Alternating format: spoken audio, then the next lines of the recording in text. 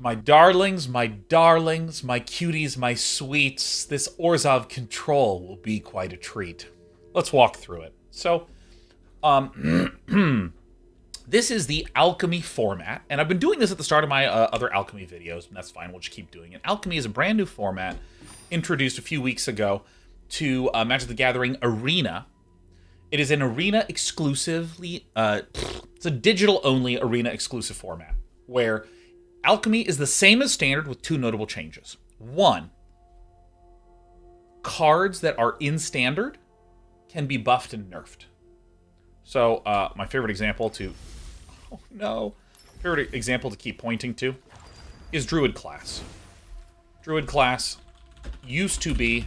Actually, I don't even need to do that example. Look, Faceless Haven right here. Faceless Haven used to be a 4/3, but in Alchemy, it's been nerfed to a 3/3, one of the benefits of digital only.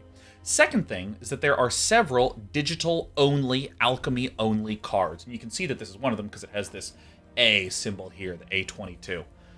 And many of these Alchemy cards leverage digital-only mechanics. So here, when Sanguine Brushstroke enters the battlefield, create a blood token and conjure a card named Blood Artist onto the battlefield. We have tokens that have existed since the dawn of time, but in this particular situation, we have Conjuring too, which is to actually create the creature. It's not a token, it's a card being fabricated into existence on the digital landscape. So Sanguine Brushstroke, one of these types of cards. And I would say that a lot of the issues that have plagued Standard for the last few years have been like the copious amounts of bans, things like infinite turn decks being too strong. And maybe Alchemy will become the dominant format. Maybe it will just get adjusted and tuned to where the meta is always healthy. Regardless, I haven't played much Alchemy, so we're checking out today an Orzhov Control list. This is the first one of the year. First day of streaming of the year.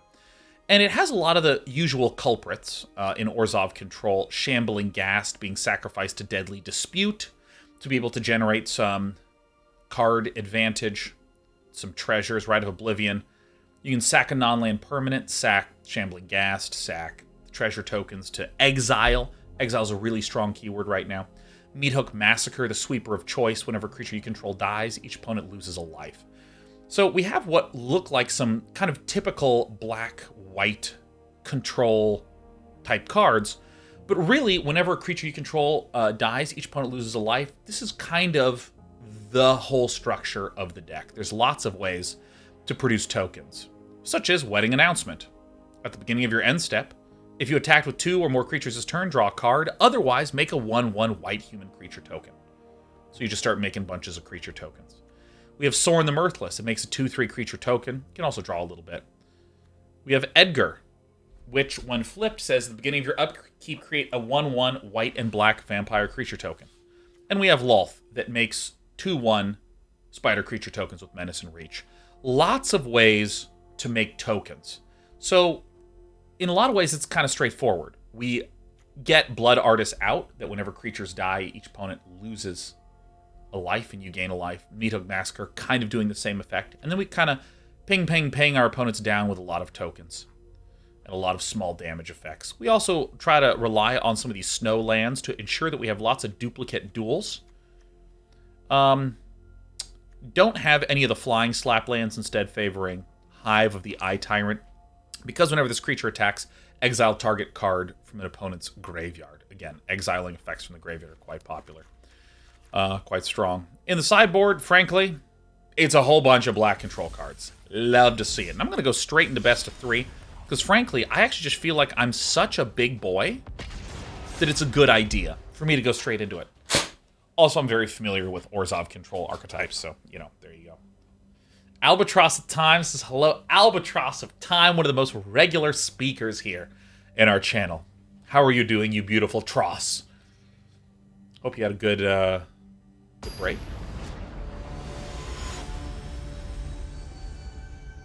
Capsule Corp, you're correct. I am eating Korean suntoku soup. Sundubu jjigae. Pronunciation notwithstanding.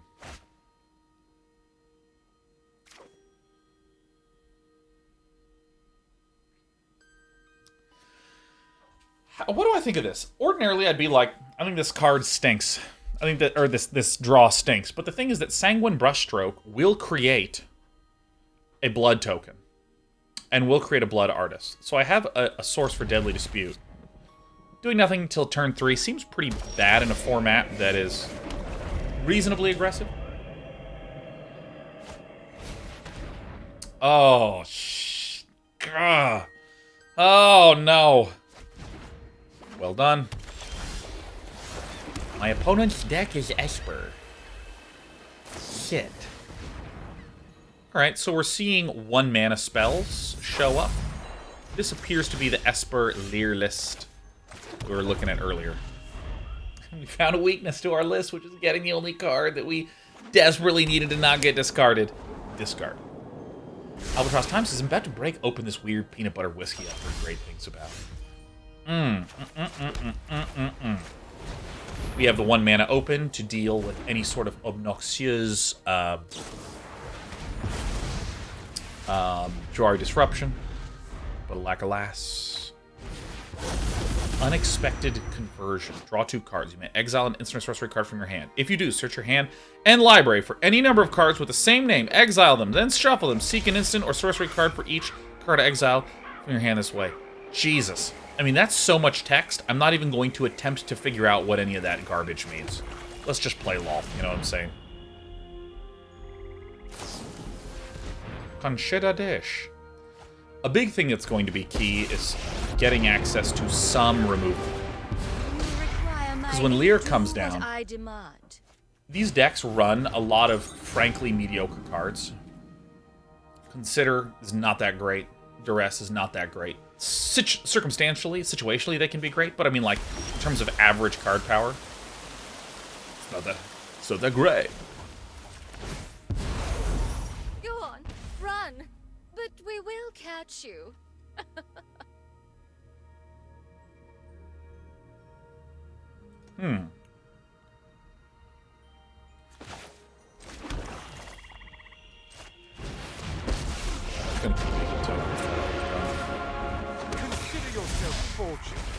It's creature or artifact. It's not permanent, unfortunately. But anyways.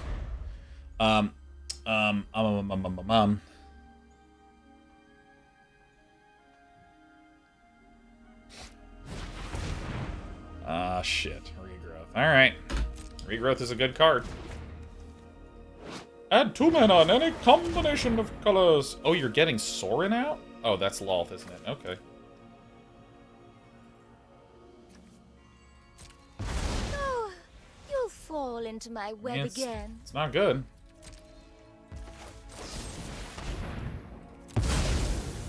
Doop doop.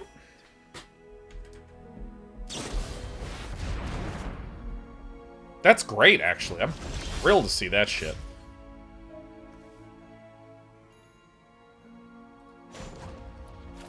I mean, we're definitely gonna do this.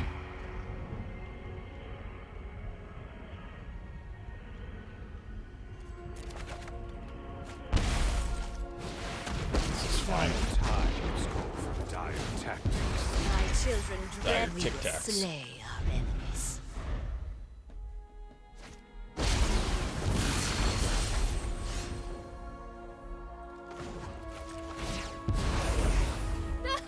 Jesus, I have so many deadly disputes, I don't even know what to do with them. Why can't I hold all these lives? Yeah, this is... can deal with my servant. I'm busy. I mean, this seems certainly reasonable to do this, right? I mean, I think.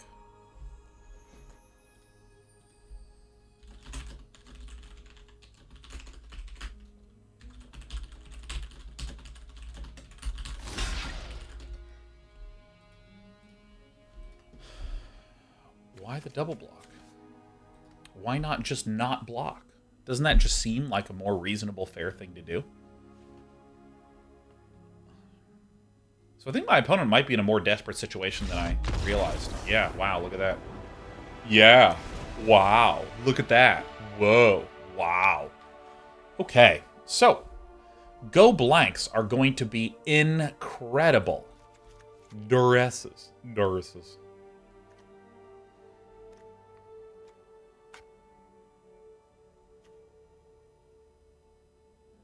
I think I want the Vanishing Verse and the Rite of Oblivion. I think I actually do want both of these. I think the Meathook Massacre is not as important. I think the Blood on the Snow is not as important. Duresses are going to be good.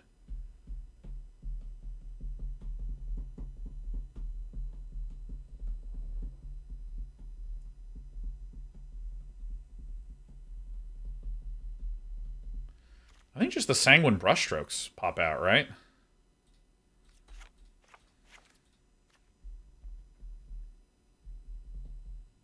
We just don't need a lot of this pinging.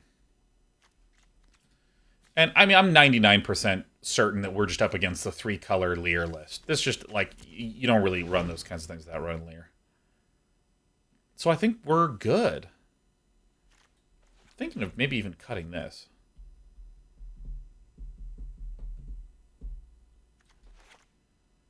And then running what?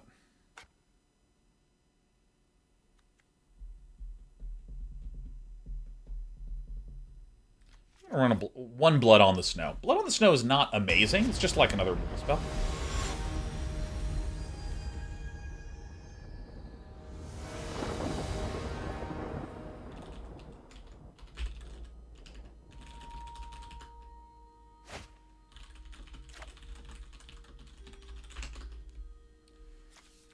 Give me a Ghast. Hey.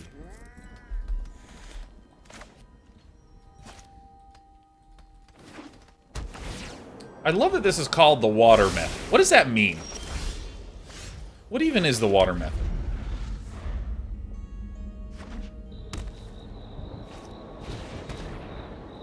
You know, this is actually just a good hand to get targeted by a Duress.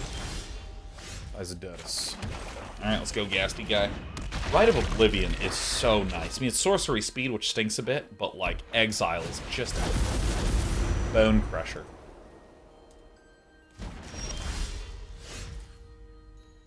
Alright, well, let's go ahead and play this one next, because we can potentially just start attacking for 3.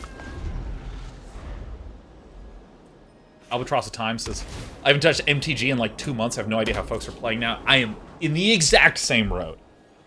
Excuse me, exact same boat. It said Forsaken Crossroads, and my brain was like, you see the words, say it out loud right now. Stupid, stupid brain.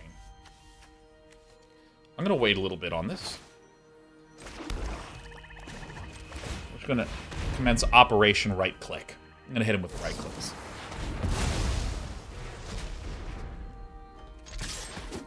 Gotcha.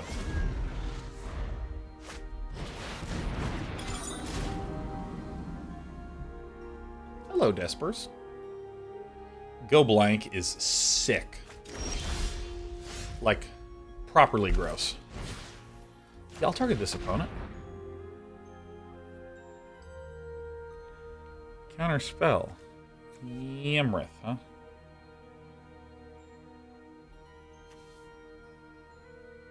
Okay. Let's get rid of this one. And then let's probably, like, do this one, right? That? Yeah, I think this is good.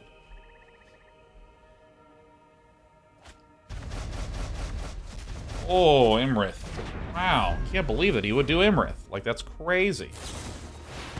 Discover the formula. Oh my god. Ow. Excuse me, good god.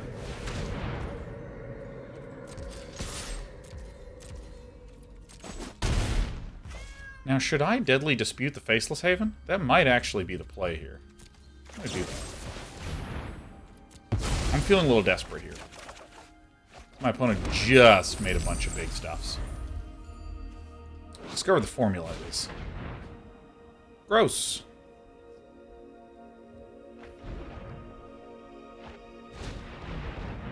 Holy shit. We're getting owned here. Celestus. Well, I mean, guess that's that, huh? Yeah, we're playing Alchemy, Albatross time. We're playing Alchemy. Alchemy is the new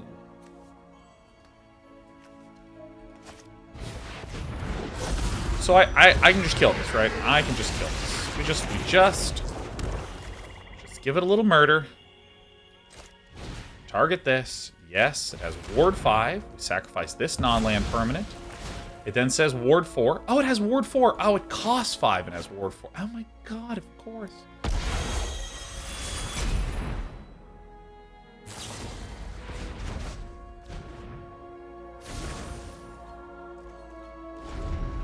Terrible news. It's like really terrible news. But I have a strong sensation I know what's coming up next.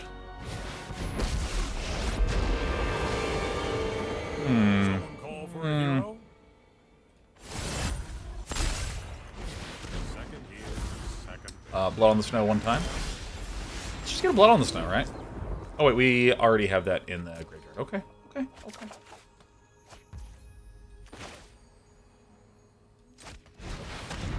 Okay, that's okay. That's okay. All of this is okay. We're gonna get to make some things. Okay, Fracture. Okay. Hurts. Does hurt a bit, I'm not gonna lie.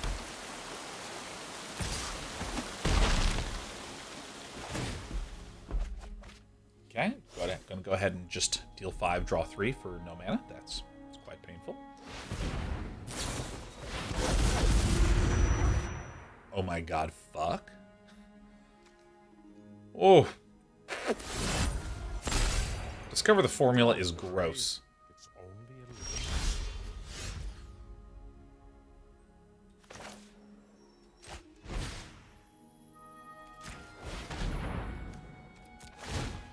Okay, here we go.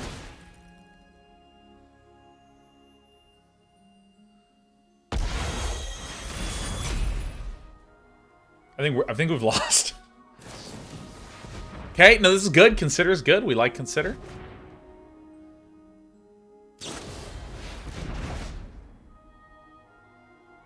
Okay, all right. Okay, I mean, we're hanging in there. We're hanging in there. We are hanging in there. As long as this Imrith keeps kind of just, like, staying away, I think we'll be all right. Now, what happens when this guy gets to -7? Untap all permanents controlled during each opponent's untapped 7 draw cards. Okay, alright, well that's fucking really terrible news for us. Not gonna lie at all. How many cards left here? 28 versus 41? Okay, alright. Lear is there as well. Ooh, yeah, I'm starting to really feel like I'm gonna just get the hell out of this game. Just gonna get out of here. Okay. Okay, I feel like I learned some valuable lessons. Whew. For each turn your opponent takes, also take a turn, basically.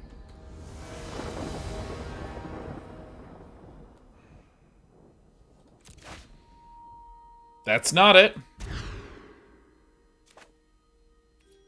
That's, in a way, it. That is it a little bit. I really, really, really, really badly wanted a Duress in the hand.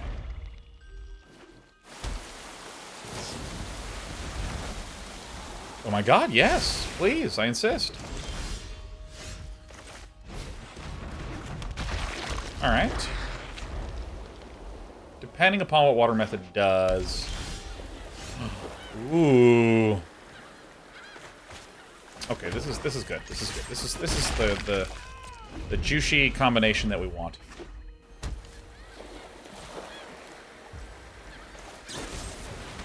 So there should be effectively no counter magic in Water Method's deck. There's occasionally Jwari Disruptions, which I don't really count as counter magic. Oh my god, as if life couldn't get any better. Please, show me what you got. Please, I insist. Oh my god, oh, it's so beautiful. Divide by 0, Duress the Celestis. Yeah, I'm definitely going to get rid of this cheapo guy.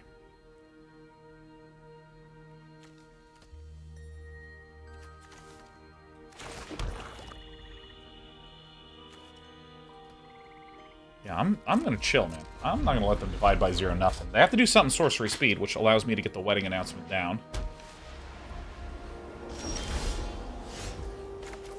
Great.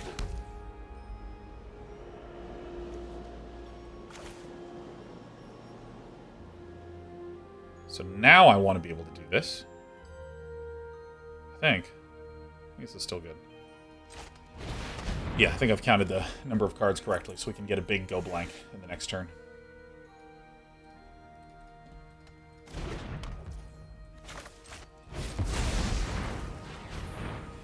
Surprise. Why that one? Why that one? We'll never know. Probably easier to target in the interface. This point of Celestis in their deck, it turns out to be just a really nice, solid artifact card to have. It just feels really nice to have in the hand. It allows you to sort of cycle things through. You can...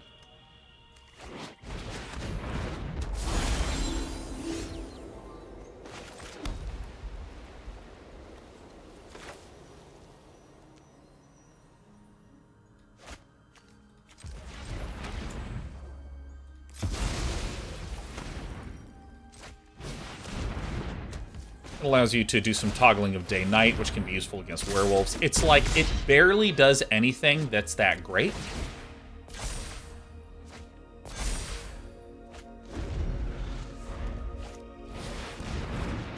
Barely does anything that great, but each thing individually adds up. So, it's one of these things, so first of all, it gives a little mana, switches day to night, gains a life, allows you to draw a card, then discard a card. If you're filling up your library with a bunch of discard-type effects, so that way Lear can do good work, beneficial. Like, it's one of these cards that kind of, I feel like, snuck up on the meta. Oh my god, as if life couldn't be better than this. Show me what you got. Vanishing Verse. And then, subsequently, go blank.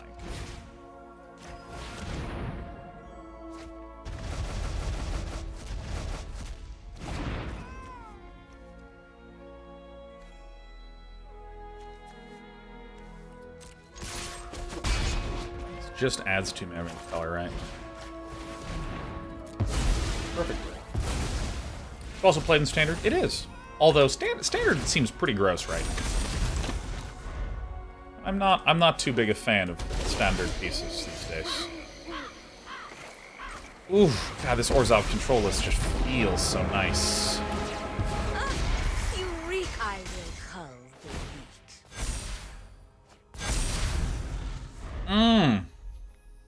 Love it.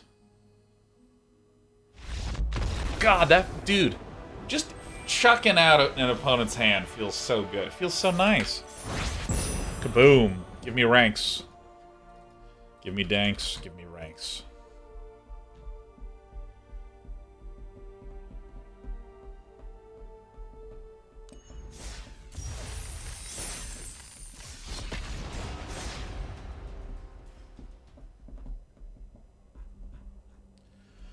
Okay, so I have a weird question for you, my darlings. I have a weird one.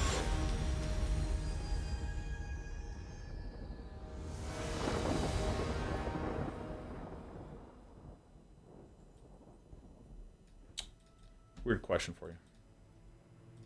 Please enjoy my cat's butt. Sanguine Brushstroke. You know, again, let's go first, man. I just want to cast Sanguine Brushstroke. Here's my weird question. I was just thinking about the fact that, you know, the movie, like the new Joker movie with Joaquin Phoenix, like, my understanding is that that's kind of its own standalone thing, right? You have, like, Suicide Squad with, like, Jared Leto as Joker. You know, you have that sort of stuff.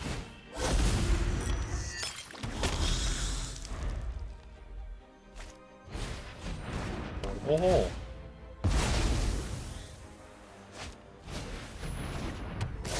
Ow, ow.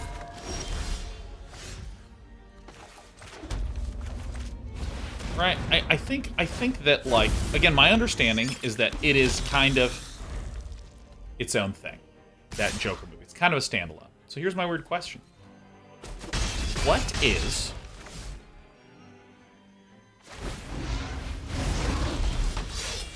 Ooh. 1, 2, 3, 4, 5, 6 on 2 mana? Yes. No cost is You I think I'm just deal gonna, with this annoyance. get rid of this guy. I got the Meathook Massacre. All right, we're good.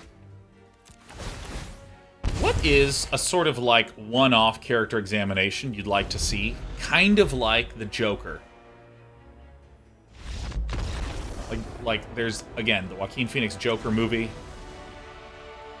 And there's like the other Joker characters that are like more part of like an actual universe or more part of like a proper storyline. Is there a character you just find interesting enough that you're like, dude, what's a movie that could be made about just you? And I'm not even talking about like Marvel movies or comic book movies or anything. I mean like... Vwem says Elmo, also starring Joaquin Phoenix. Actually, you know what? I'll specifically say a character that's so interesting you want a show about it that also isn't a comic book. How about that? That isn't a comic book.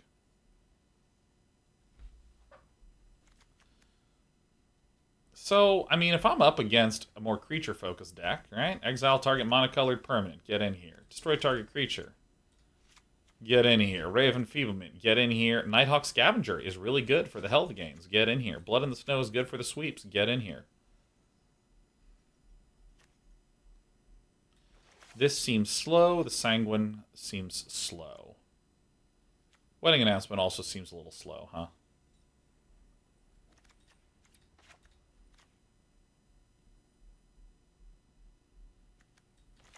Maybe something more like this. I think I'm into.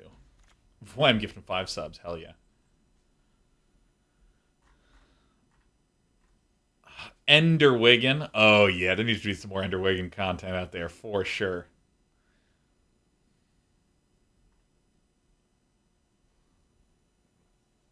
Dude, Lysmus is that weirdo scientist living under Roswell from Independence Day. That would be a good one. Hi boys, I'm back. Independence Day was such a good movie. Is this what we really want to do? Like, these are like the sort of slow token-makey things.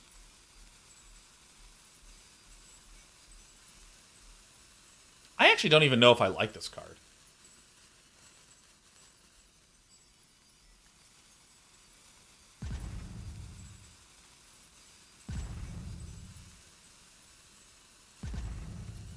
This is probably it.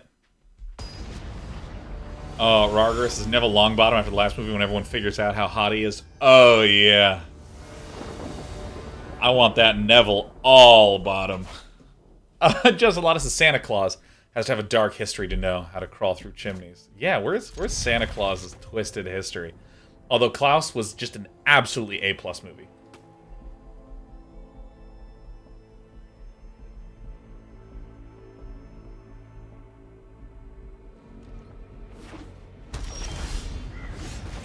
Yeah, I really don't know how to evaluate Sanguine Brushstroke.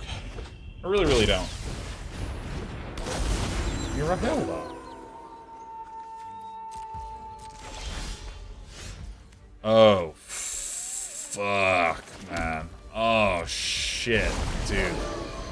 Dude, shit. Oh, God. Oh, fuck, man. I thought this was a mono white list.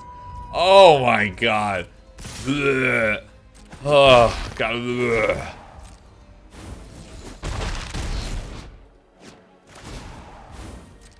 Where's my mono white weenie at, huh? Oh, thank God. Oh, this is Rite of Oblivion. Oh my God. Fuck. Alright, get me out of this game.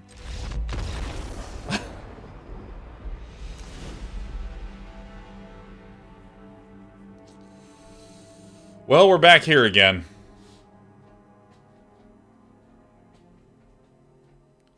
I'm starting to rethink the Sanguine Brushstrokes, now that I'm thinking about it. I think the reason I want to keep the Sanguine Brushstrokes in is that they are permanents that are created that interact with these other cards, and interaction is good.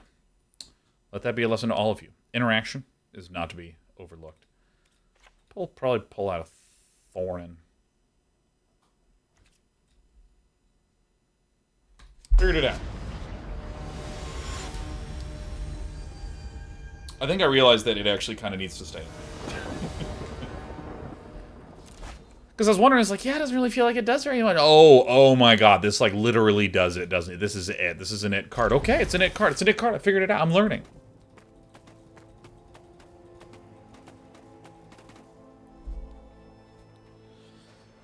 Oh my god, now that we're talking about cool characters, cool movies, okay. I don't know if this happened to you, but there's a little movie by the name of Akira. Now, Akira is extremely famous even to this day as, like, the anime that popularized anime in the West. But the animation quality is still stunning, the story's gripping, the sequences of just insane violence are just, they're incredible.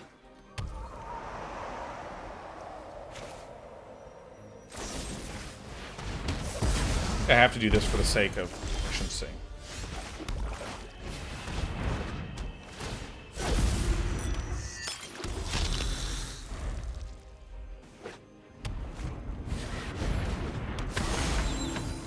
Alright, so we're just gonna accept this damage.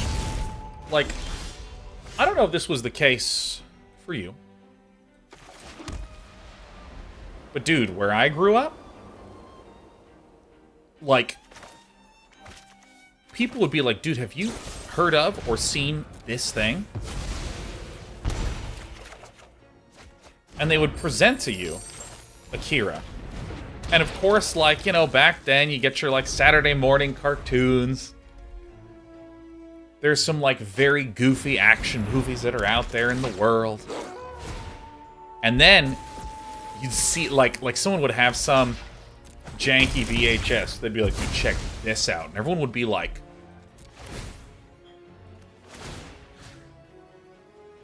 Target player loses one. Yeah, I mean, it was just like the most remarkable, insane thing anyone had ever seen. I'm nostalgic for that experience where it was like so much better than like everything else that was there around it. Target you. Target you. Target you. Just incredible.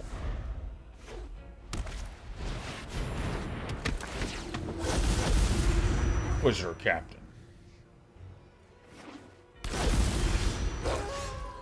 Brahilda.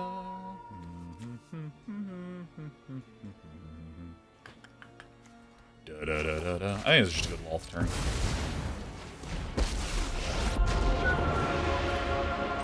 Envy the strong, for they are gift. Like, rarely is there media that I open up and look at and I'm just like, whoa! It's really good. It's so good. It's so good. Right? It's like, it just shakes you with its goodness. Speaking of being shaken with goodness, I think I'm going to lose this bird.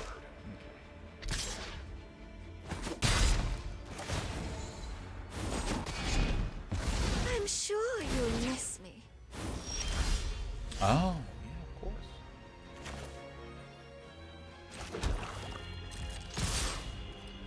Yep, got another Meathook. Got Shaking with Arcane. Yeah, that's another one that I still gotta watch. Still have gotta do it. Alright, I'm gonna deal damage to the 3, so that way I can X equals 2 and play the Shambling Ghast.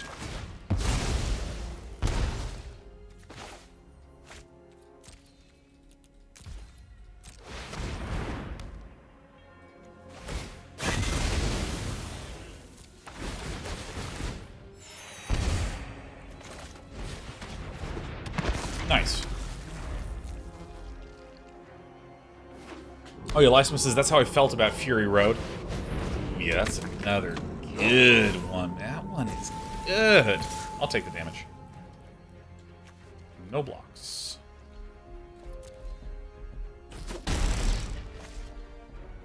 TPO3, dude! Happy New Year, TPO3! I will exile this by sacrificing this, which causes damage to be dealt.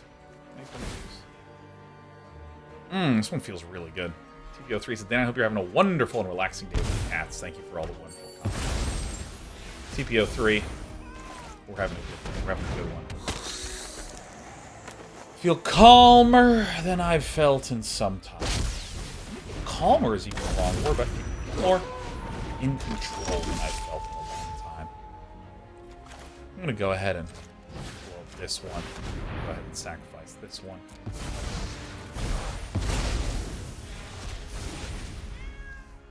You know, I should have sacrificed Sanguine Brushstroke.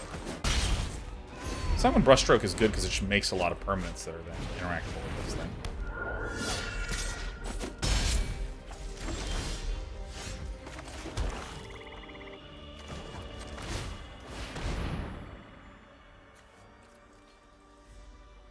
I'm going in.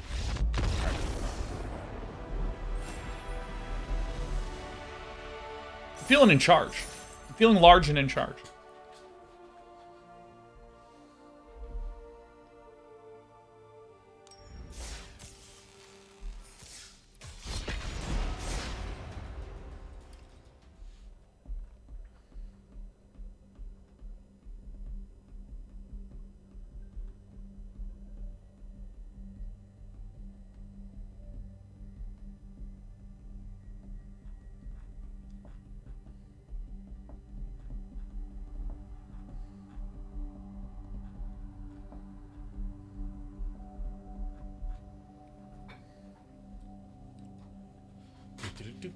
Consider doing any cube drafting. I've never really been that into cube Canadian bacon. Never have I ever really been that into it. Just never really been into it. You know, it's okay. It's cool. It's neat. I've just never really, you know. It's cool, but it's just never really. Yeah, it could. But I don't know if I'm really into it.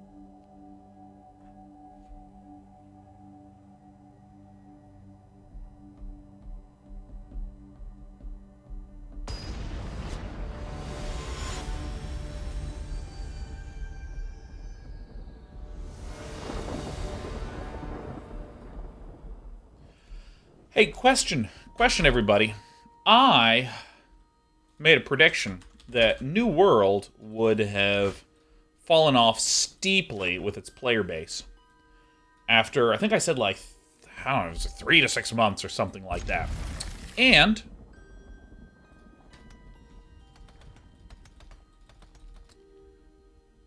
I feel like I was wrong. I feel like I was wrong because my supposition was this. I was like, yo. Oh my god, a Fireblade Charger?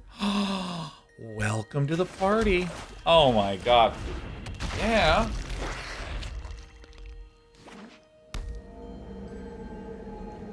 Yeah, I feel like I was wrong, because I would have worked under the assumption, yo, dude, the game has such low impact feeling of abilities, the progression feels a little eh. I would have estimated. Ooh, do I want to do this one next? Yeah, I think that I just do the wedding announcement. Because I'm going to start summoning 1/1 white humans that I can then use on the Rite of Oblivion to just smash, smash, smash. Okay, anyways, I'm sorry, very excited. I would have supposed that New World would have had a big spike, because I think the demand for MMOs is just gigantic, right? How many Edgars do I run? 4 Corkis. I run 4 Edgars. God, I love making good choices. This was a good choice.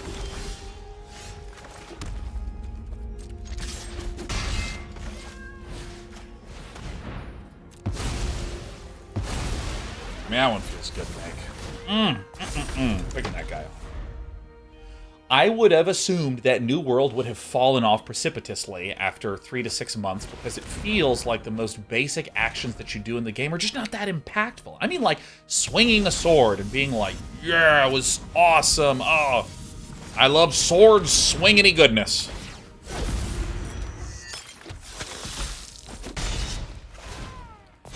You know, when you look at the skill trees in World of Warcraft when it first launched, Diablo 2 when it first launched, Path of Exile today, there was that ooh factor. Didn't really get that when I first looked. Nice. Sick. You. I don't really get that feeling. And so thusly, therefore,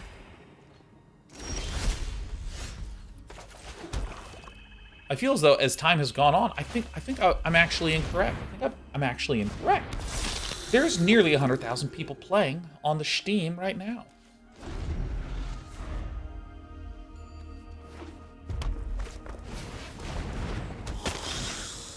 And I'm wondering if anyone else has had themselves a grand old time playing that game. If anyone here is enjoying it. Thinking of it. This, I think I will swing with Edgar. Subservience will. Subservience. Generic says, there is 100k playing, but their numbers are down 80%. Saying down 80%, I feel like, is a bit of, down 80% from launch. It feels like an unfair comparison. Because, I mean, this is like... Every single game has an outrageous spike at the start before it hits an equilibrium. Every game is down almost 100% from launch. Yeah, yeah, fanberries. That's the phrase I need to steal.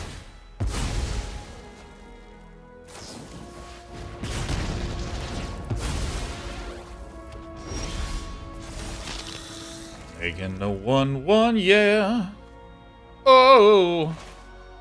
Oblivion, you sacrifice this. Boink. Dude, I love this list. This list is awesome. Oh my god, yeah. Oh, baby. Look at all my little token makers. No after party. I'm wiped out. No after party. Oh, Jesus. Yeah, the Grumbler, I like this. It's like saying, I won the lottery, and next month my monthly income was down 95%, you know? So, I mean, it still has a healthy number. So I'm curious what y'all are thinking of it. Who's enjoying it? Who's doing stuff in it? Okay, so this is where I feel like the Blood on the Snows are not as good here. We definitely want the exile target monocolored permanents. We definitely want the delete a creature. Ray of Enfeeblement makes no sense because there's no white there. Cool.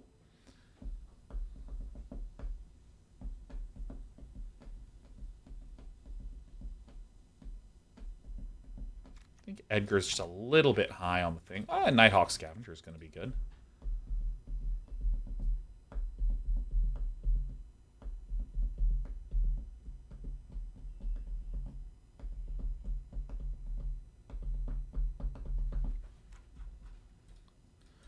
Dude, the rice cooker we got, it like sings and talks to you. Like you turn it on, it goes like dun dun dun dun dun, and then it says something in Korean.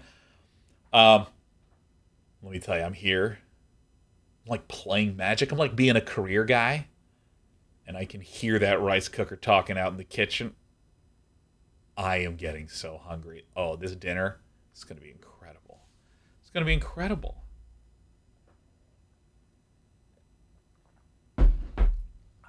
So good. The Blood in the Snow. The reason I don't think the Blood in the Snow is as relevant, I might actually cut the Blood in the Snows. When you have these sort of like red-black lists, I mean, they're looking to just blow you the fuck up like really fast. I think I'm actually going to do this. I think I'd rather have creature generation and direct removal, picking things off one at a time and stabilizing in that fashion. That's what I think. Do I really want this, or do I want the Edgars? I think I might actually prefer the slightly more expensive Edgars, because it makes 1/1 lifelinkers, and it just keeps flipping back and forth, transforming. But then I can get multiple of these out. I don't know. You know what? Let's go 2 and 2. Split the difference, because we're indecisive. So good. But yeah, like, it is... Okay, look. Does anyone here still play New World? That's my question. Does fucking anybody? 100,000 playing right now. And that's sick. That's like really good. That is incroyable. Joe Monkey says no. An emphatic no. Vwem says no. How do you play?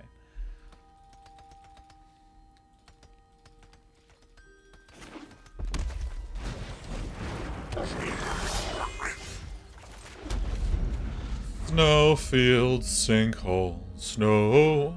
Seeker of 42 says I never got the height. Is this thing busted? I think maybe I'm the one off balance. Okay. Hive the Eye Tyrant. Angry for more. See, Secret 42, I feel like it's one of the instances of there being actual material interest in a particular product that there is just not that much of. There's just not that many MMOs that exist in any way at all, period. New ones, at least.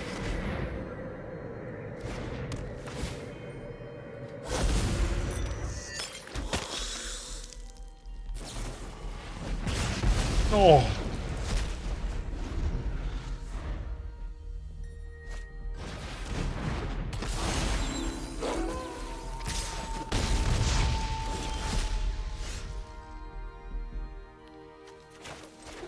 Okie dokie, so I'm going to Deadly Dispute to sacrifice this thing. Boing, it's going to deal a little pingo dingo damage. Boop. Okay, nice. Very cool. Do I play another Sanguine Brushstroke? I think maybe I do. Yes.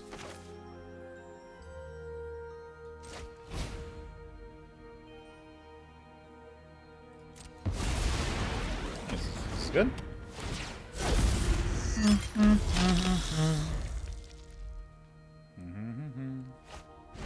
Lost Art coming. Oh, that's another one.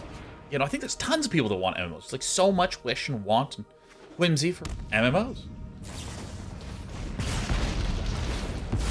What the fuck is this guy?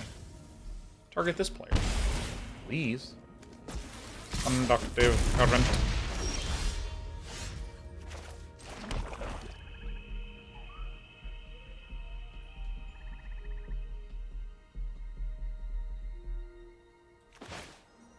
Dude, let's go.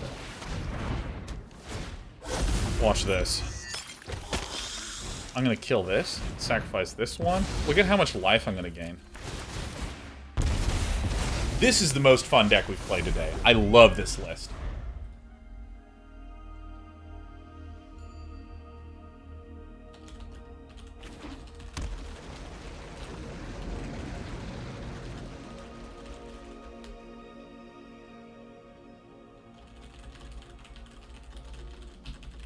This list is so fun.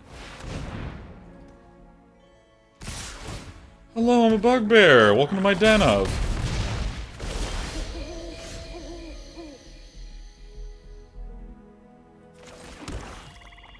Okay.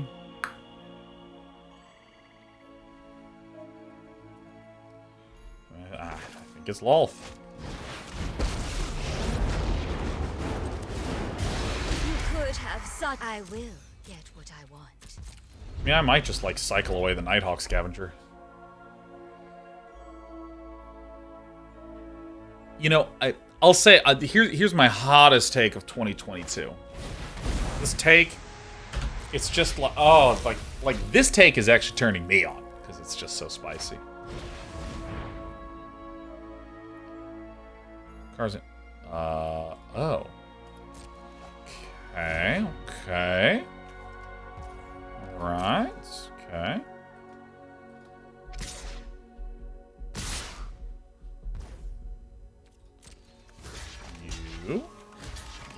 You. Right? Like this, right? Like this. Are you ready for a hot take? Traitors, all of you. You.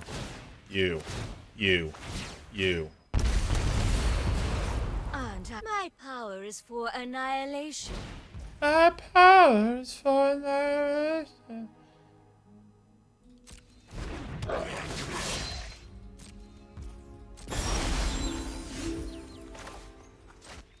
X equals 1. Are you ready for a hot take? This take's gonna be hot.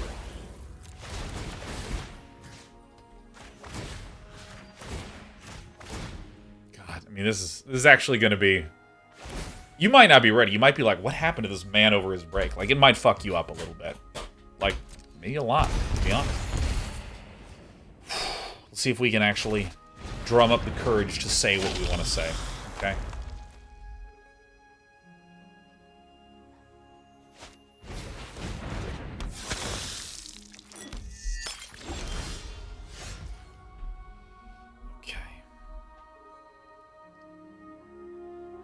What are we doing this turn? Do we have Liesel?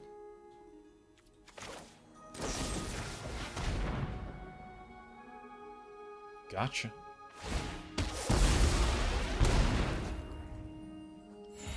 I am excited about Star Citizen. Am I brave? I feel like I'm so brave. I feel like I'm so brave. Such bravo to bravery. Let me tell you, anytime someone's like, do you realize how much funding they've gotten to gain? And they still haven't released a thing? Oh, I love the unhappy face. I'm excited about it. I'm excited about it. Now, I'm not saying no mistakes have been made. I'm not saying that at all. I'm not saying that even a little bit. Krezek BTW says top takes from 2012. I believe in Star Citizen, Coney 2012. Let's go. These are my issues. That's one way to polarize chat. Yeah. Gunny says they have a great roadmap. Everyone likes a good roadmap. Oh, dude. Few things are more heinous in this life than the word roadmap. I can't believe that I'm going to get lethal due to a blood token sacrifice ping. Bang, bang, bang. Alright, alright. God, I'm so controversial. It's just so good. I mean, it feels incredible to be such a controversy. Lightning rod. Time to stream Naruto to really round out the cultural maneuvers. Okay. Okay. Okay. Here's the point I'm going to make. Here's the point I'm going to make. This is not my point, but I'm going to make it so that I can get all the credit. That's really what streaming is. We read jokes aloud in chat. We pretend that they're our jokes. I go first with this garbage hand. I'll keep it. Okay. This is an argument that I heard, actually, from someone who is... I mean, frankly, I'm very skeptical of the entire process, but I'm still very excited. Skeptical, but excited.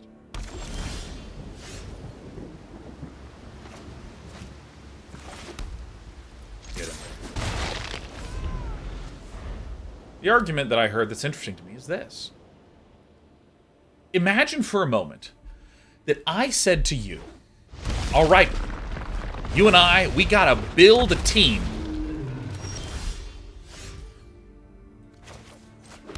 Do I have to destroy this now? I don't think I do, and I don't think I can do. We need to build a team to make an MMO. This MMO, we're not looking to do anything that's too innovative.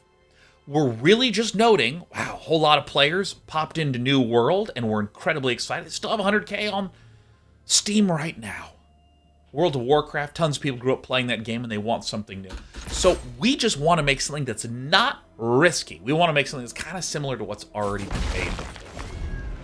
Imagine that was the task you and I were to sit down and do. And let's imagine that we didn't have infinite money. We didn't have like $30 billion to make a game with, but we actually had a pretty significant sum of money, like $100 million. Pretty significant sum of money, like $100 million.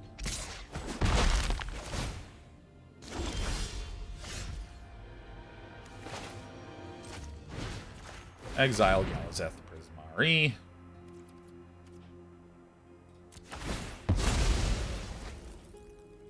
Treasure token. This, and I actually think I'm going to this guy out here. This guy's super good in this matchup. Let's cycle to get some landies. Oh, I hate to see. My question is this. Here's question part one. Here's part one. We have $100 million. You got to make an MMO that's like 90% the same as World of Warcraft. 90% the same as some other MMO. How many years do you think that would take? Give me an estimate. How many years do you think that would take?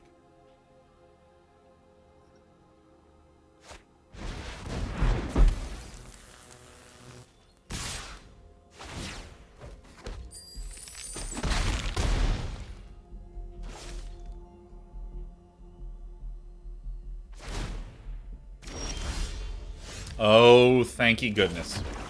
Now, we do see blue here, so I see some extra turns in my future, but that's all right. Yeah, so I'm seeing a lot of... Josh says 3 if you had the right team. Van Varys is an MMO, 5 minimum. Scribbles and Flapjacks just calmly says 5.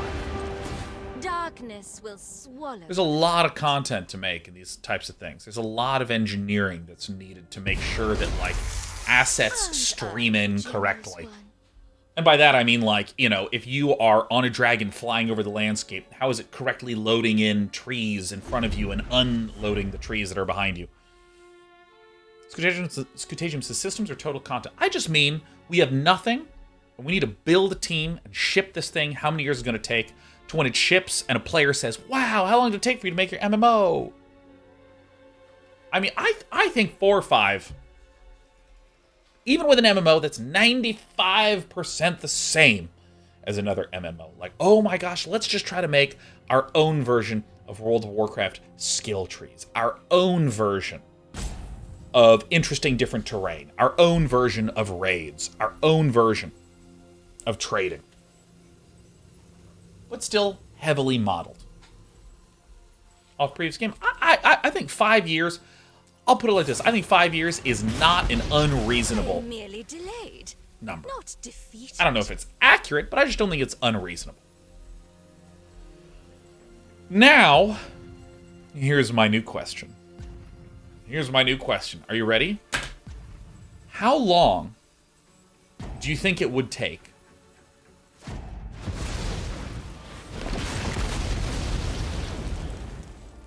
I hate to see that.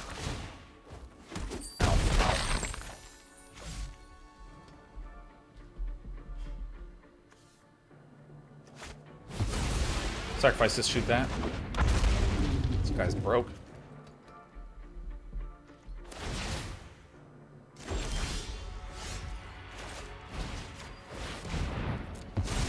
How many years would it take then, including design time, building systems, all the content, all the stuff?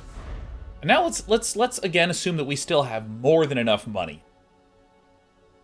Again, not like $1 trillion, not like the GDP of a country or something, but we have like several hundred millions, like a pretty fucking huge amount of money. How many years do you think it would take to make an MMO that is light years ahead of and better than any MMO that has ever been made? That really is doing something pretty damn different. Also, shit. It's a rough spot to be in. Consider yourself fortunate. You deal with this annoyance. See, to do something that's really kind of like mind-blowingly like, whoa, that is not just another game. They're really doing something different. They spent years trying to build out and figure out how to create an experience that actually engages tens of thousands of people. Dude, who's this man who has nothing but these Shatter Skull smashes? I would not be surprised if that would take 10 to 15 years. And maybe it wouldn't be 10 to 15 years of hundreds of people working the whole time. Maybe for the first 5 years, it would be a much smaller team of, say, 50. Really trying to figure out... Here's a problem that MMOs have... People have talked about in the MMO space, which is a real economy among the players that doesn't have these inflation issues. Many economies and games run this kind of issue where...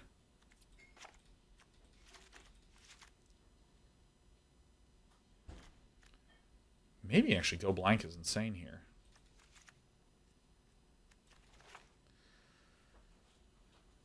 Maybe that's actually insane here. Anyways, they run this issue where, like, I don't even think we run Meathook Massacre, huh? I kind of want to run these. You run into this issue where, like, if we care about gold, players are constantly killing monsters, and the monsters are respawning, so loot's constantly entering the system, gold's constantly entering the system. I mean, the players, by virtue of their playtime, are just printing the money in an unrestrained fashion. How do you have an exit for those elements in the economy? This is a question that comes up a lot. And this is the reason why a lot of these sort of like, oh, I have an interesting idea for a real-world economy where players, like, buy low and sell high, is that you just have, like, infinite players doing this shit. How do you actually get that economy balancing out so that way people aren't generating infinite money? They're actually like spending that money. How do you do that? That's an interesting one. That might actually take a team of, say, 50, just working for a long time, testing stuff out, figuring stuff out. It would not surprise me if to do something that's really next level, really like does something so much better than any MMO before. It wouldn't surprise me if it took 10 to 15 years. Now, with that in mind, what the fuck do I cut and not cut? It's going to be a lot of 4 toughness things. I think maybe I do want the blood on the snooze.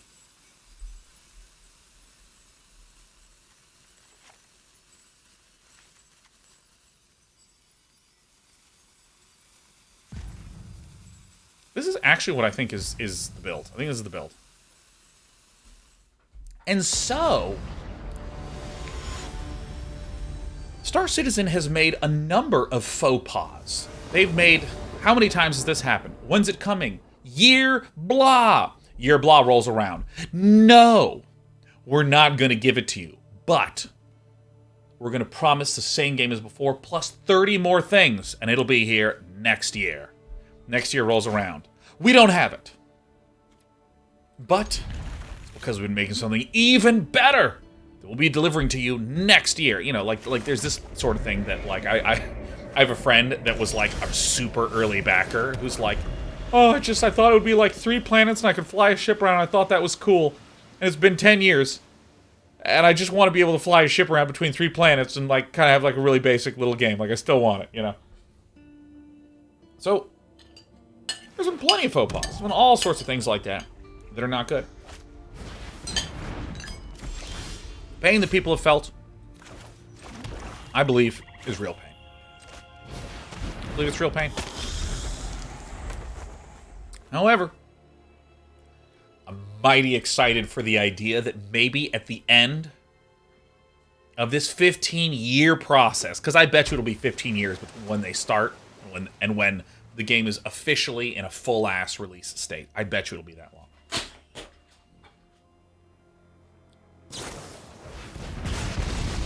If it 15 years when it's officially in its big-ass, badass launch state, I'm excited for that moment.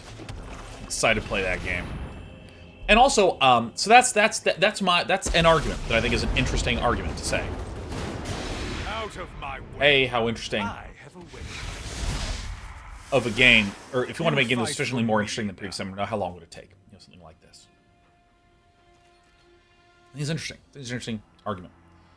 There's another argument that I think is a compelling, reasonable, interesting one, which is this. It's false that there's nothing on Star Citizen. It's nowhere near what they promised, absolutely. But it's false that there's nothing. Because I assumed that there was like a newsletter and fucking Chris Roberts doing this on a website, and that was it. That's all that you had access to. And that is a wee bit false. Oh yeah, I'll review that shit. It's great. Nothing on Innistrad is free.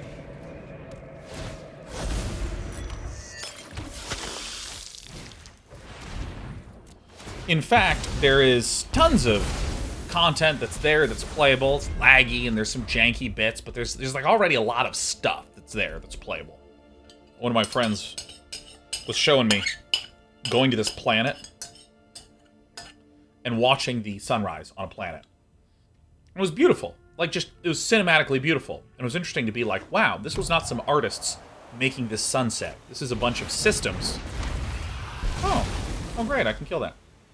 There's a whole bunch of systems that have the capacity to create this beautiful moment. It's really cool.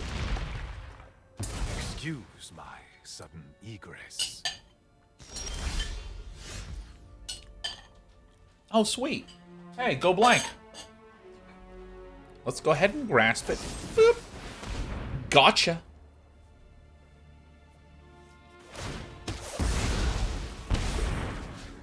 This one. What are we chucking into the bin? Oh, those are 2 good ones. Dude, we got an expressive iteration and a divide by 0. That's pretty sick. Let's go ahead and leave back the Blood Artist.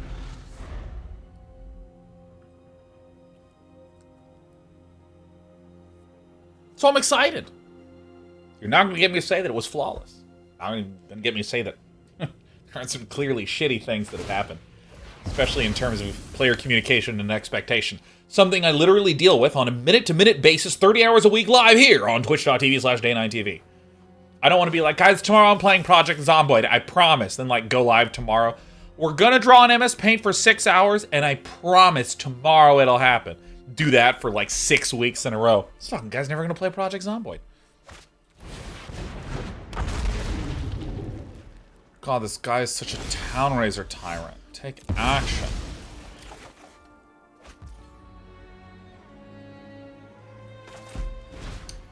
Hit this one. Sacrifice that thing.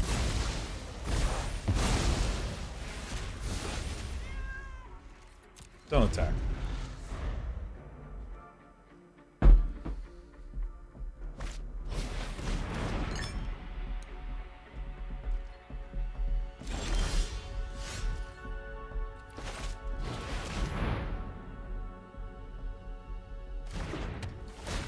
Alright. It's time to crack a blood token.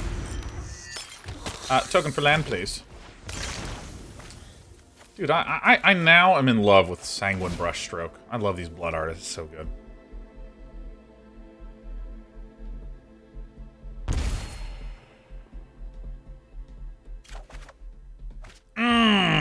Day 9 the Gamer does it again.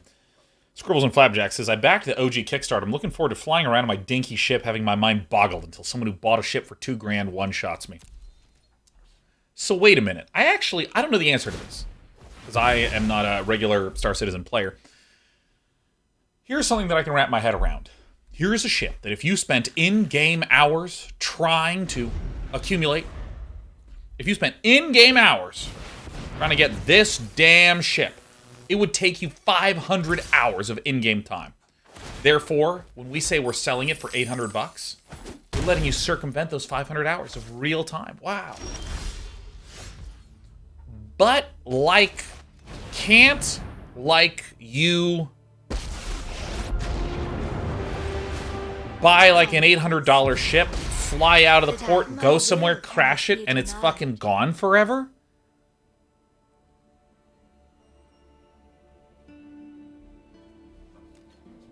Like, am I wrong? Am I crazy in the coconut? Am I crazy? Maybe I'm insane. Now they have vehicle insurance. Oh my god, that's so good. Oh my god, you can get it insured. Light is insufferable. Oh my god, of course they have insurance. Just fucking... I feel like a fool. Of course they would have insurance for that. Disregard me, that just makes so much fucking sense. It's hilarious. No, oh my god. Shoot him, bam, bam, bam. Bam, bam.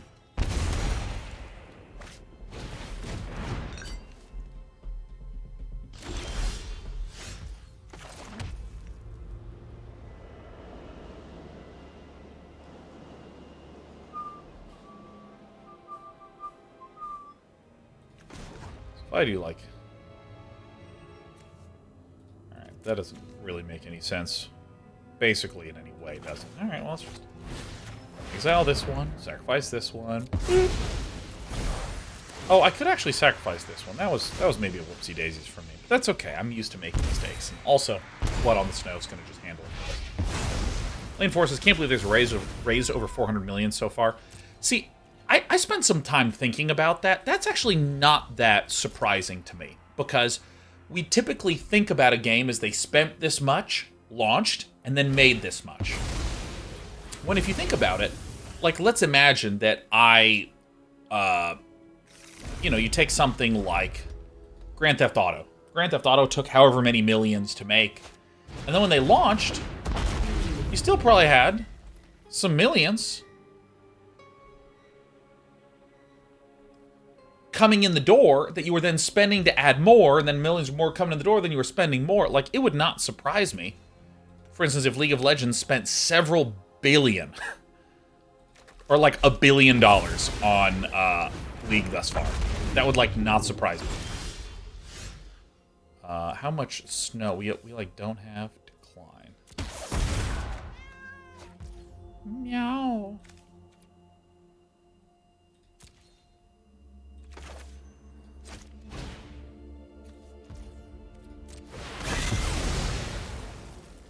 Let's get this one back. It would not surprise me if over the entire lifetime of, like, since 2006, I think they were founded, and it's 2022, I guess, right now, in that 16-year period, if they'd spent a grand total of $1 billion on the game. Because if you go like, oh yeah, 80 million a year, yep, there it is. Take action.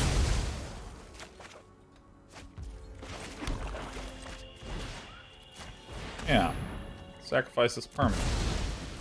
Or $1 billion, yeah, result. Yeah. That would not surprise me. Pac-Man says that money went to salaries and devs. Yeah, yeah. Oh no, you're talking to someone else, sorry. But yeah, no, this is what I mean, is that, like, if you think about it, League was providing entertainment, providing a service, providing an interesting... It was just, they were providing entertainment, and in exchange, they were receiving money as time was going on. So however, I don't know, I don't know exactly how much they spent to launch League.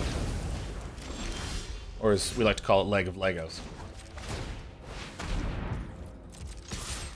I don't know how much they spent, but they've certainly spent more since it's been launched. And so this is kind of how I think about Star Citizen. It's kind of like going, here's the total amount of money that this has ever made, including before development started and since development has started, where we have been providing actual entertainment to people in the form of, like, access to various alphas, and frankly, like the website and the blogs and the news updates and just like the community content they create is a form of entertainment as well. I think I like our setup here. I think the Go Blanks and the Blood on the Snows are good.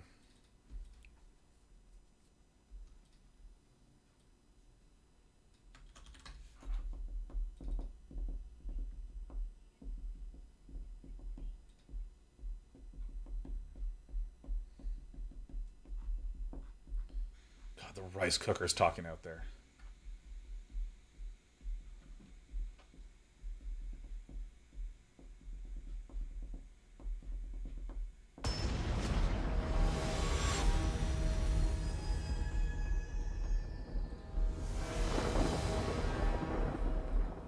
Hello.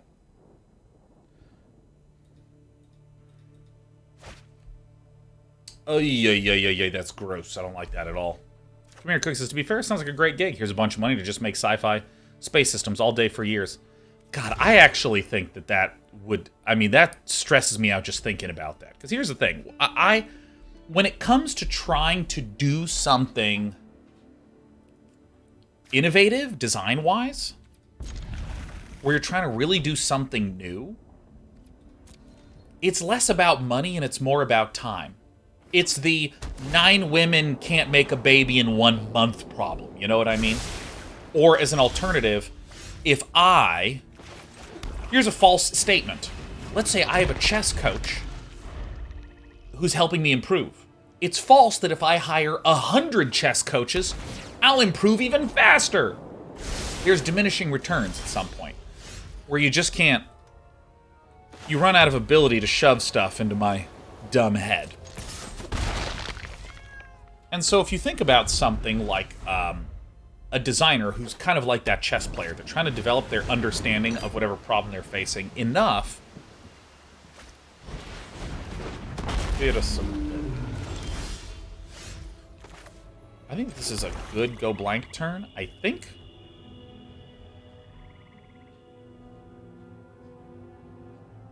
I'm going to go blank right now. Because then next turn, whatever one they do play, I go Sanguine Brushstroke. I'd probably go Rite of Oblivion, pop this, and then Sanguine Brushstroke. Wow, that's sick. That was a good hand.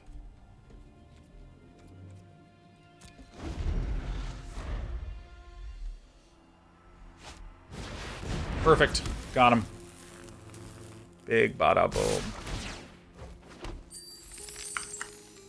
Yeah, I think the Go Blanks were just a good choice here. I feel really good about that.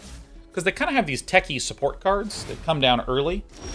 And, oh, God, baby. No, baby. Ah. Oh, darling, please. Fuck. Alright, so now what we do is we kill this. We sacrifice this. We then make a treasure token. And we're going to go ahead and stroke Sanguinely. So now next turn we have the option to Rite of Oblivion. Whatever's there, and we can sack our blood token. Yeah, so I mean, when it comes to like certain design problems, it's kind of like that chess player who just needs to develop their own chess-ec understanding enough to succeed at chess. Like, design problems work like that too. You know, I, for instance, am not very well versed in first-person shooter games. I mean, I've played them.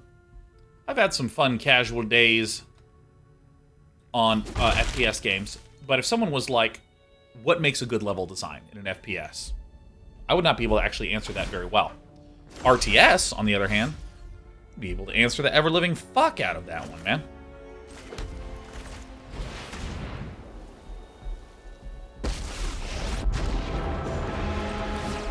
I will show you what happens when a spider a gift in exchange for loyalty. So, I mean, I think that if someone was like, hey, Sean, you are going to be in charge of $400 million to start working on a giant MMO.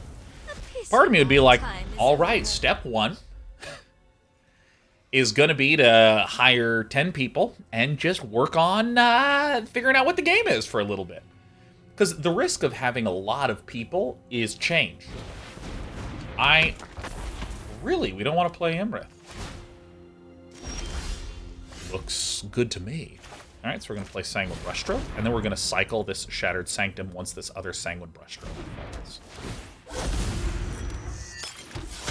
I had a friend who was working on a game, artist, and they said, okay, it's an ice world.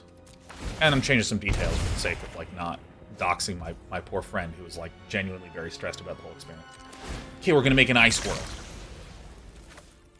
So he and the entire environment art team, a bunch of stuff in an ice world.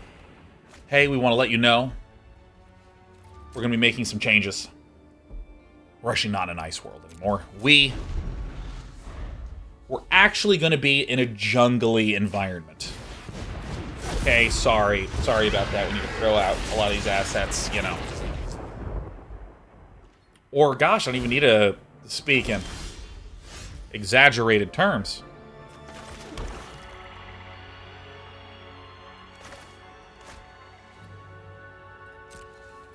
You guys remember Anthem? Anthem was like, we're going to make fly. In the game, you fly like Iron Man. And they started to do some design work on it, and they were like, shit, man. We actually don't think we can make the combat with flying interesting. We actually don't think we can do that. Fucking sucks, man. Excellent. Going. You. I don't care. Whelps on whelps. Welp.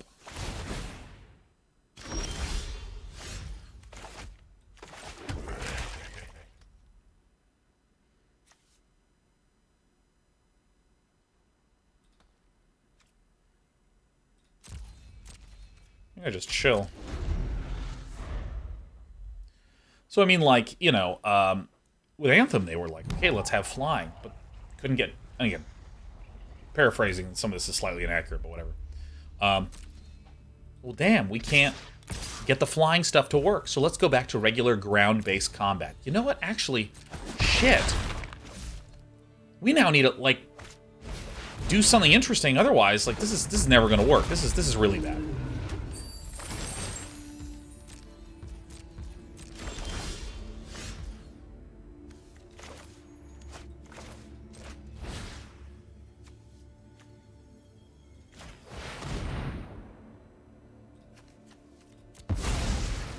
Now, if you have characters that are flying and characters that are not flying, those are dramatic differences in your game. Like, those are dramatic differences. You're going to change the level design. This is going to change, therefore, how the combat functions. And if your combat functions are changing, then the engineers are going to have to throw out code that worked with flight that now functions in grounded combat settings. There's just, like, a lot of cascading that happens. Like Ken Levine talked about with Bioshock Infinite. He cut 2 games worth of content. I waited until this, because this needs me to pay 3.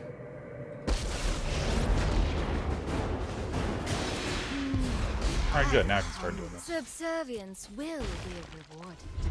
These guys have menace, and I completely forgot about that fact. Oh! This deck's better than I thought.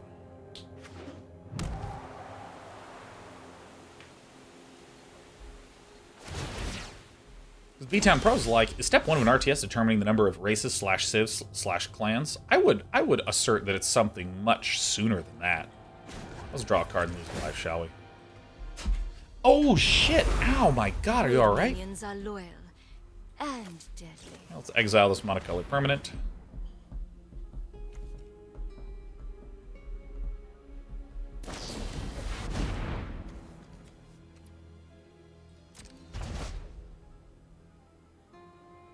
Fine. Very good. Alright, my opponent loses. Yeah, I would say that that's like step 200. Because what kind of RTS are you making? Are you making something that is more like Age of Empires 2, where there's lots of build-up that happens over the course of the game? Or are you going to be doing something more like StarCraft, where there's build-up, but you kind of get into the action and combat more quickly? Do you have something like Command & Conquer that, I mean, if you looked at some of the Command & Conquer, competitive games, combat begins at like 15 seconds into the game. It's like very quick. And each of these games have dramatically different base building structure to them.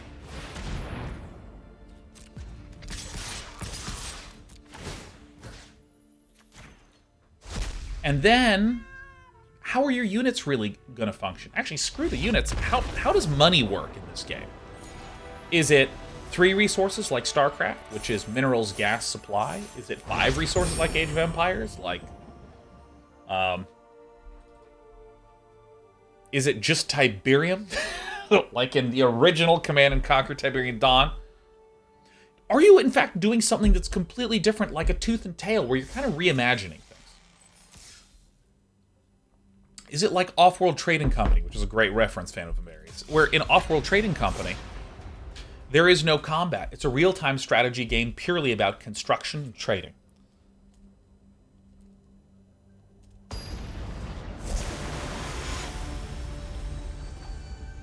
So, you know what you'll note is that I have done nothing but asked the question, what game do you want to do it like? We haven't even asked ourselves the question, hey, do we want to do something that no one's done before?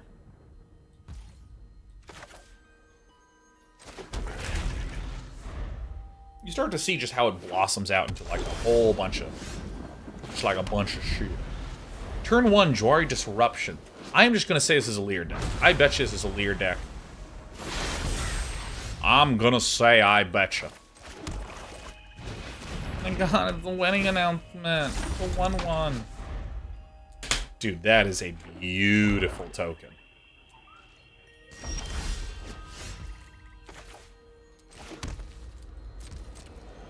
So, yeah, we're pretty sure it's a Leer deck because Jwari Disruption is not run in that many decks lately.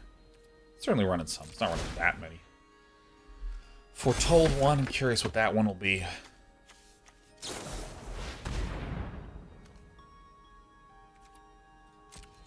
Sure.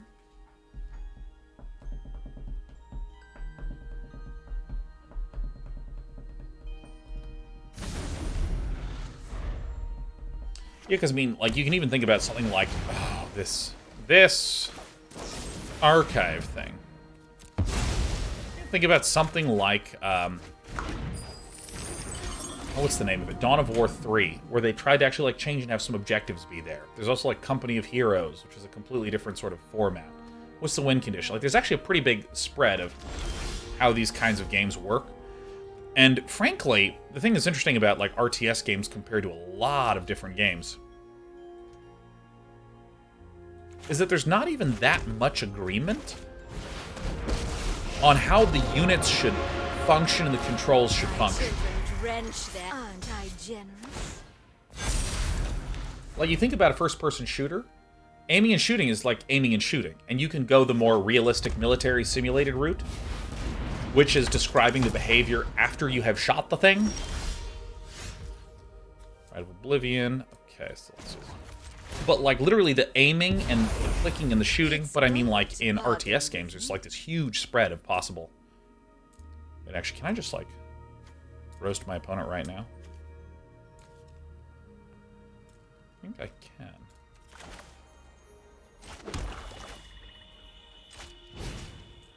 Yeah, sacrifice this thing.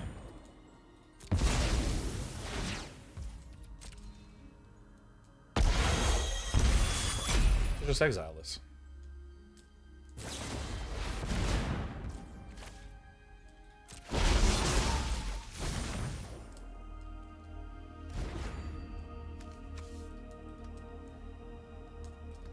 Okay.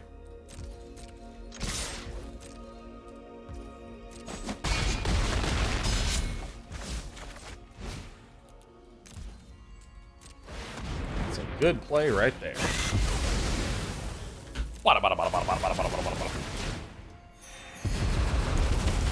My power is for annihilation.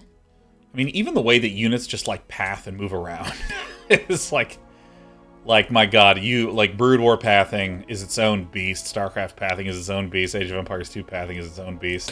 So there's like remarkably far-reaching repercussions for all these like tiny decisions. I mean, they're certainly doable. Like, again, Tooth and Tail, I think Tooth and Tail is a sweet-ass game. Tooth and Tail did a lot of innovative things with, you know, you pick your units one at a time, and you sort of assemble them into a loadout, and then you bring that to battle. That's tricky. How do you do that? They have a really great solution. You have a single commander that you move around, and that's what makes everything. That's kind of tricky. How'd you do that? They did it.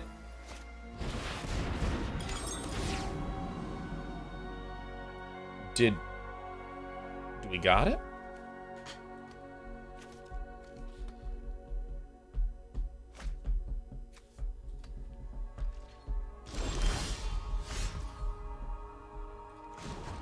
So,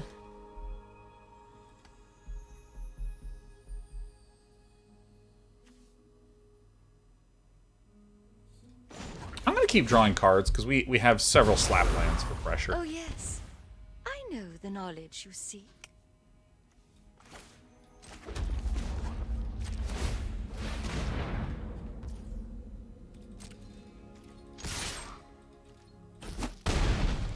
Cool.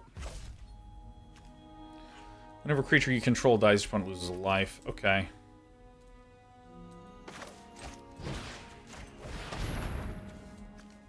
Ugh. Sacrifice a non-land permanent. Bugger. Should have -2'd it, huh?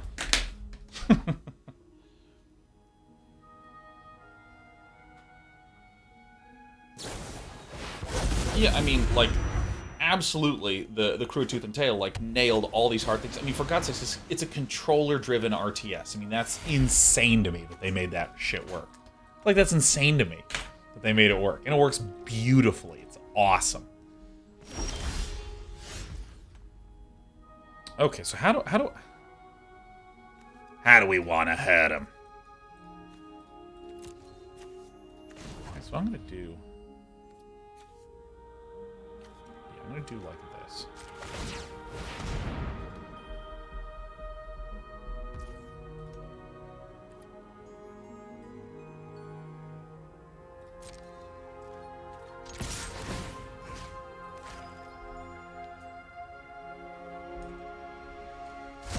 Alright, let's get that one out of there.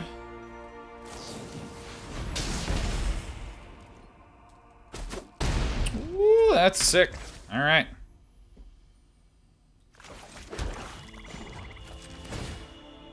Perfect.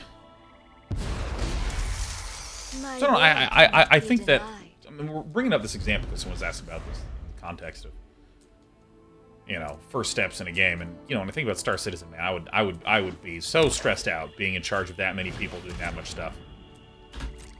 Put the card in your hand, Brover Turf.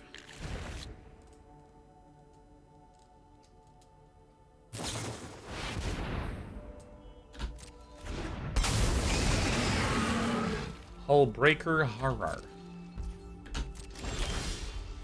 Okay, so let's just attack with 2 Menacers, right? This is pretty good.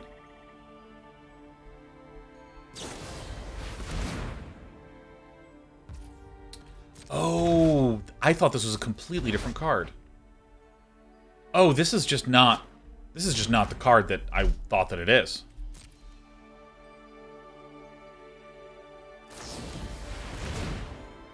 Oh, shit. Alright, well, you know, sometimes you fuck up, and that's alright.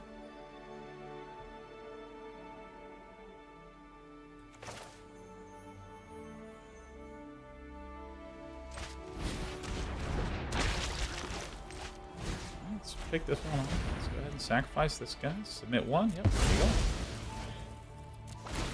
Let's make treasure tokens. Seems pretty good. Yep. Oh.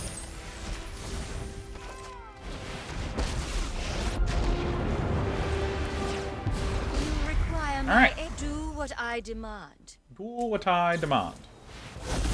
Han H. Dukin says, "You brought happiness to my life. Thanks, brother." We're happy to do it, Han Dukin. It's all we're really trying to do with this here joint. My name is Lear. Listen to me over here. Oh yeah, dude. Everything in the grave also is perpetually cheap AF.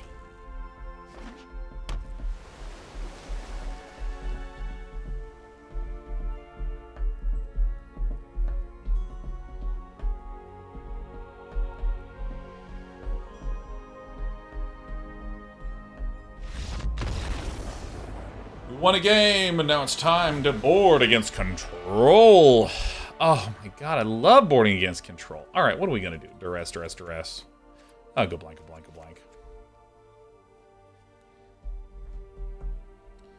You know, so the meat hooks and the blood in the snow seem like relatively intuitive things to do.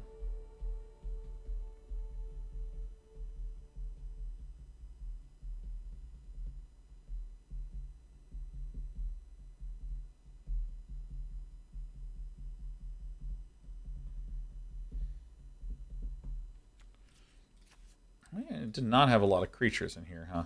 Sedgemoor Witches are pretty good. I think I would like the Vanishing Verses.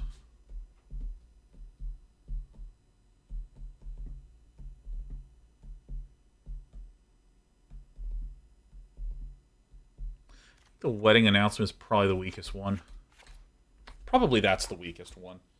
Sanguine Brushstroke is just good enabling for like so many of our other cards, like Deadly Dispute, lets us sack creatures, lets us sack permanents. Produces a lot of those. This is an obnoxious threat because it makes 1/1s, then it comes back, and then it makes 1/1s, and then it comes back. I think this is right. Yeah. Pewpotamus says, "Hey, Sean, hope you had a good break. I'm glad you're back. Best wishes for a great new year." Thank you. Let me tell you, I think this year is going to be a good one. 35 right now, and 35 is my lucky number. Oh, yes. Oh, Sanguine Brushstroke's so good. Why don't you just tuck that? Just tuck.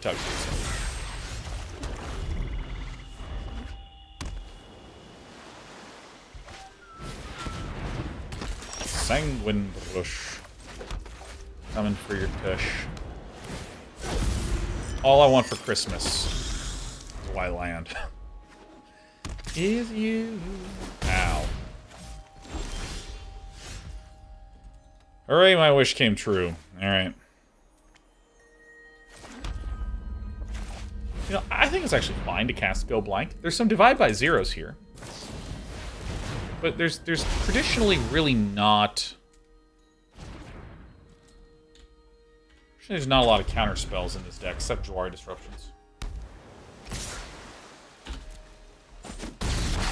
Clack. Oh, God, yeah. Let's take a peek. Divide by 0 this. Okay. Discover the formula. It's very good.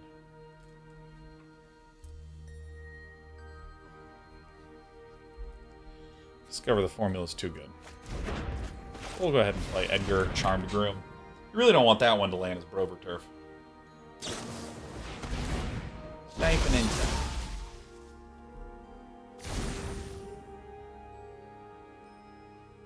Oh, yeah. Hippopotamuses can't imagine it could get any worse. That's true. I had so many ambitions to do fun things like go to restaurants. Haven't been able to do that at all.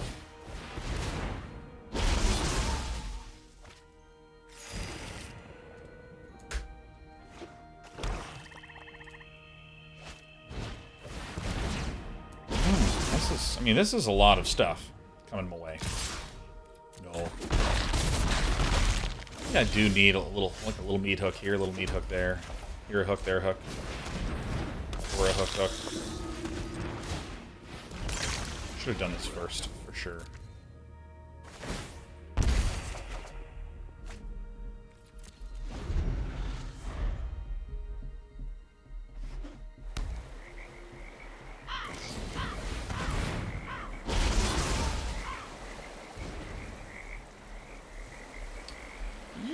Probably need those blood on the snows, don't I?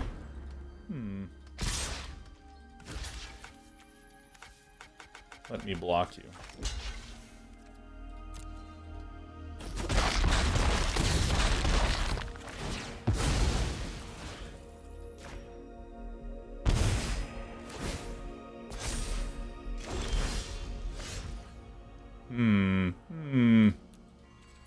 There's a lot of divide by zeros for sure.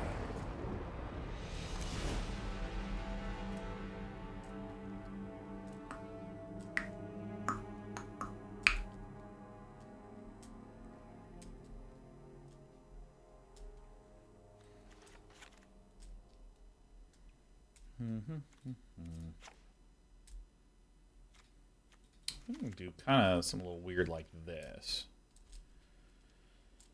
So this game's going to go on long. Typically, you'd have 4 of a legendary creature because you want to play it on turn 4 or on turn 3, something like this. Do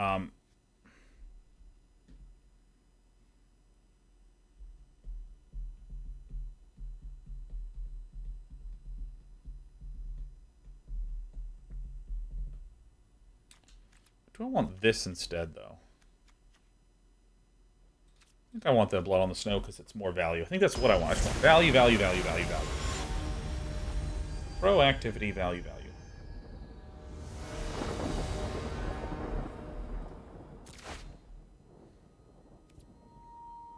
That's a good hand. That's a good hand. You got a good hand here. I want to see everything right off the bat.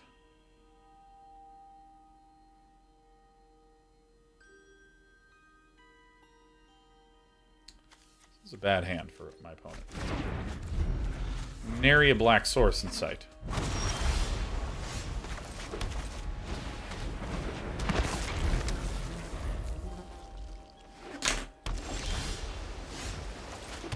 I mean, this is a stroke of incredible luck on our part. Not gonna lie.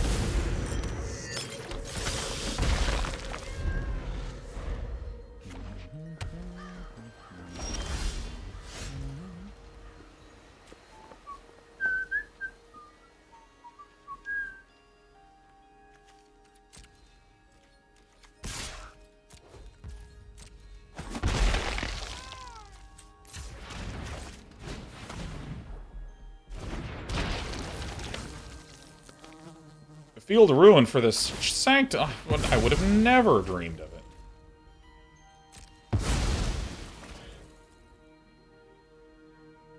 Probably a black source.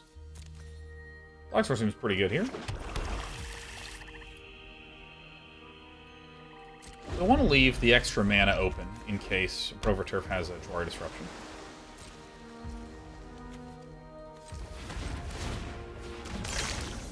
Send back the Shambling Ghast. I don't really need Shambling Ghast in large numbers right now.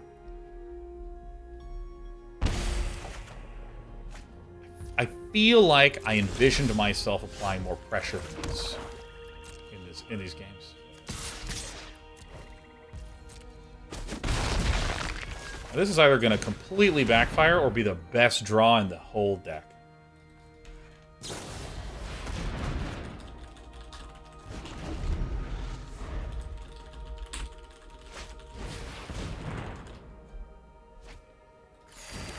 Okay.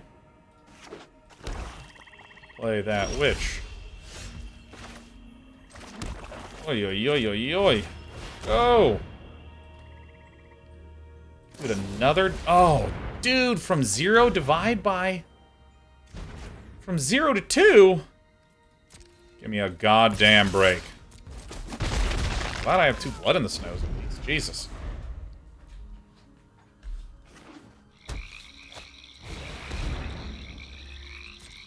Really?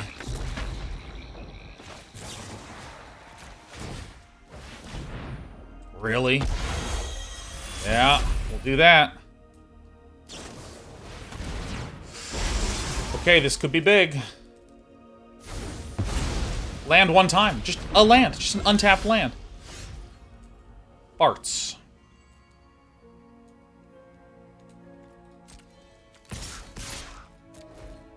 Dude.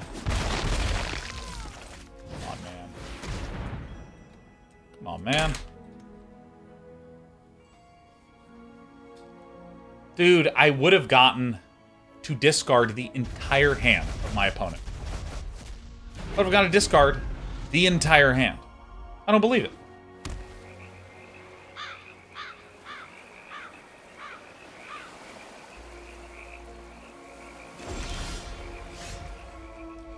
Alright, well this is good. Is this instant speed? Shit. Alright, let's do this. This might actually turn out okay. Alright.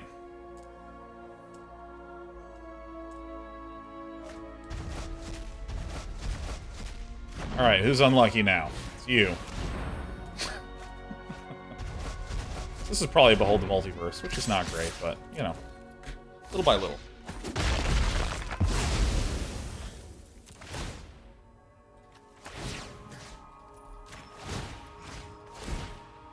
Alright, little by little.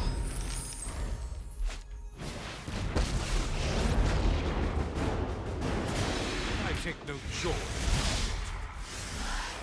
You can deal with my servant. I'm busy.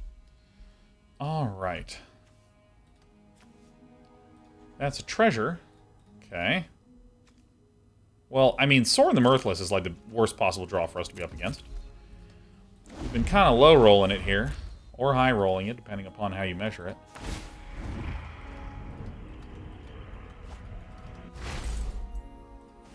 You wish to know my secrets?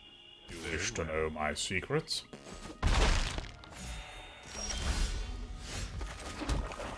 Oh boy, this is terrible. Oh shit, I just fed. Oh, no I didn't, nice. I will not spare you. I will not spare you. Oh my god, I hate breaking and getting land. It's a terrible outcome. I'm truly devastated. You can see it by the tears in my eyes.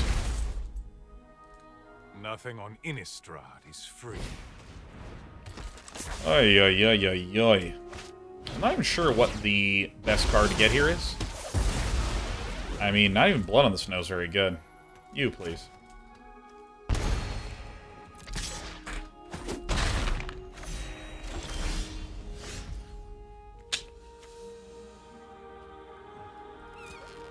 I mean...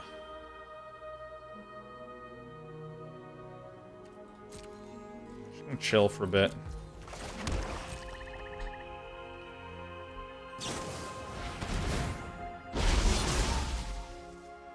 Oh my god, all my planeswalkers. Oh my god, all my planeswalkers. This is the one from their Siphon Insight. I forgot about this one. This is mine, isn't it? This is mine, this is mine. This is owner Day 9. Oh my god, Day 9! Day 9 owns all of these things! Jeez. You wish to know my secrets? Very well.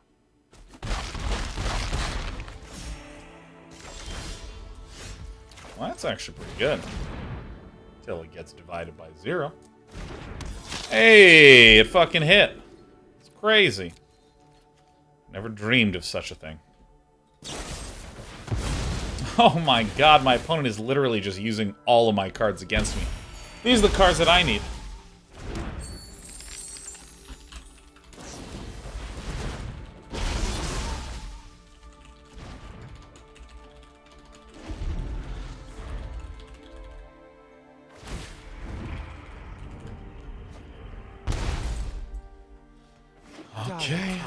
Footsteps call for dire. Slow death.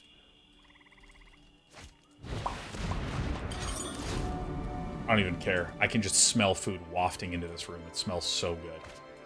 Oh, God, I'm gonna eat. I'm gonna eat so hard. You know what? I'll accept this pain. And what I will do is the only noble thing I've ever done. Oh my God, these are all my cards.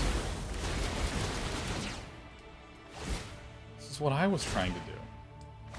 Oh my God, we're gonna lose to Blood Artist. Yeah. Put those triggers on the stack. Seems good. Let's make that treasure token. Well, we died.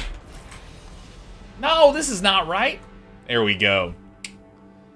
Well, we lost. Who gives a shit? From silver to platinum in a day as expected when they're so generous with pips. It was a day of Magic the Gathering Alchemy, and I had a good day. Tomorrow, we're going to be going ahead to play Project Zomboid. And backseating is going to be kind of welcome, pseudo-welcome in Project Zomboid, because I understand that it is a game in which you die early and often. I don't know, there's a lot to know, and I don't know any of it. That's first thing. Second thing, Thursday we're going to be doing some Alchemy brews. Alchemy brews. That'll be dandy. Friday, we're going to be checking out 2018 God of War that is releasing now on the PC. So that'll be a lovely thing to do. And then last but not least, mostly walk-ins on Monday. That's it. It was good to see you. I'm going to turn off this client. There, boom. Away it goes. Bye, everyone. See you tomorrow.